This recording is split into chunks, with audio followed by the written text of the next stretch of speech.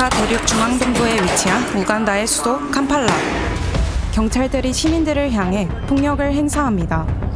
해당 유혈 사태의 발단은 지난 15일 치러진 우간다의 대선. 경제 성장을 약속하며 81살의 요웨리 무세베니가 7번째 대선에 도전합니다. 반군 지도자 출신으로 우간다 내전을 종식시킨 뒤 집권한 그는 2005년에는 임기 제한을, 2017년에는 나이 규정을 폐지하며 40년 장기 집권의 길에 들어섰습니다. 그러나 이러한 만성적 부패에 지친 시민들은 2010년부터 거리로 나와 반정부 시위에 나섰습니다.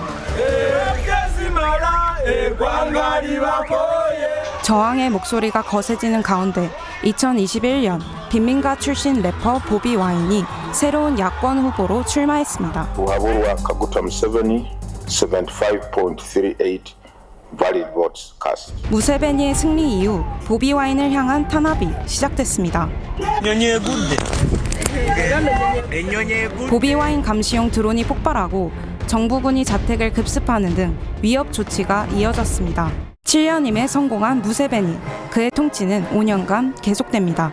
You've ruled Uganda for half your life. Are you planning to rule for the rest of your life? That is for the people to decide. 오는 12일 총선을 앞둔 방글라데시의 거리.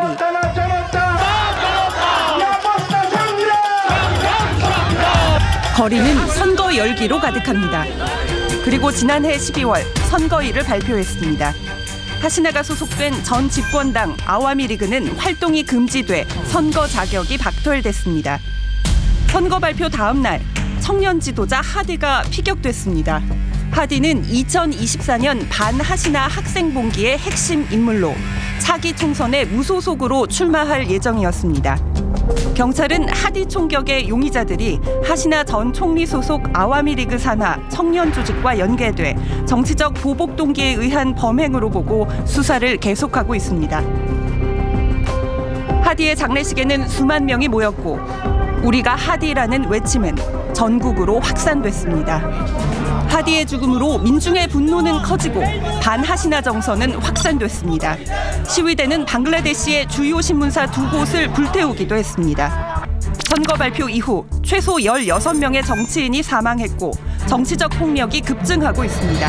방글라데시가 갈등을 봉합하고 민주주의를 회복할 수 있을지 또 한 번의 정치적 혼란을 겪게 될지 나라의 명운이 걸린 선택의 갈림길에 놓여 있는 방글라데시의 광장입니다. 아르헨티나 국제공항이 텅텅 비었습니다. 총파업으로 항공 시스템이 마비된 상황. 파업 당일 아르헨티나 시민들은 국회 앞에 모였습니다. 그들이 길거리에 나선 이유는 바로 밀레이 정부의 노동개혁에 반대하기 위해서입니다.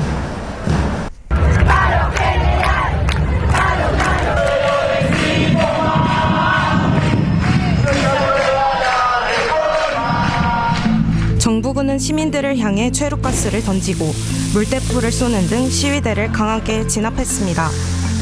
거센 물줄기에 밀려 넘어지는 사람들.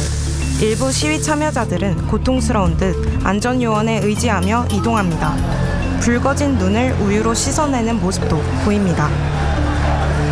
밀레이 정부를 비판해온 기자 낸시 파존스는 사슬 퍼포먼스로 저항 의지를 보여주었습니다. 작년 12월 집권 2년차에 돌입한 밀레이 대통령은 새로운 노동개혁을 추진했습니다. 법안에는 시간은행제를 도입해 하루 최대 12시간 근무를 가능하게 하고 기업의 해고 규제를 완화한다는 내용이 담겨 있습니다. 그러나 현실은 달랐습니다. 밀레이 정부가 개혁을 시행했던 2023년 이후 2년간 노동자 수는 약 27만 명 감소했습니다. 지난 20일 이들의 운명을 결정짓는 중대한 회의가 아르헨티나 하원에서 열렸습니다.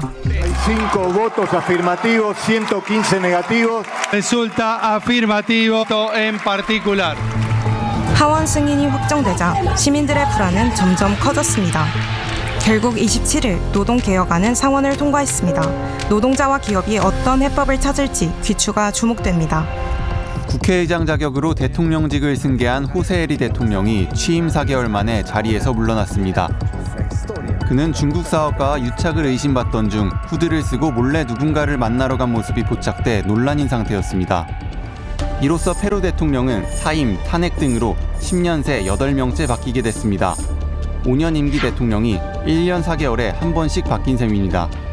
네팔 Z세대 시위는 네팔 청년들이 기성 정치의 부패와 무능에 반발해 지난해 벌인 대규모 반정부 시위로 경찰의 강경 진압 과정에서 시위대 76명이 사망하는 등 인명피해와 함께 시위는 더욱 격화되어 주요 정치인 집이 습격당하고 정부 청사도 불탔습니다. 결국 시위 사흘 만에 샤르마올리 총리가 물러나고 이후 과도 정부가 들어섰으나 혼란을 수습하는 역할에 그쳤고 시위 진압 책임자 처벌이 지체되고 물러났던 올리 전 총리가 다시 총선에 등장하자 젊은 층의 위기감이 고조됐습니다. 시위 이후 젊은 층 사이에서 대안으로 부상하던 발레는 본격적으로 청년들의 구심점이 되기 시작했습니다. 발렌의 출마로 총선엔 새로운 바람이 불기 시작했습니다. 그는 구체제 청산과 민생 공약을 핵심으로 유권자 마음을 사로잡았습니다.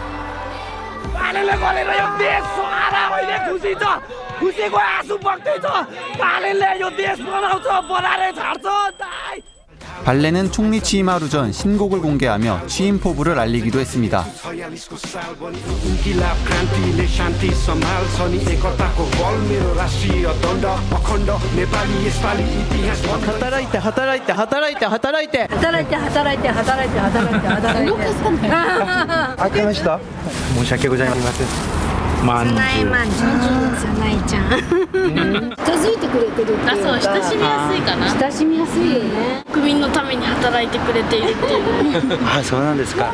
출범한 지 6개월인 현재까지도 정권 지지율은 고공행진 중입니다.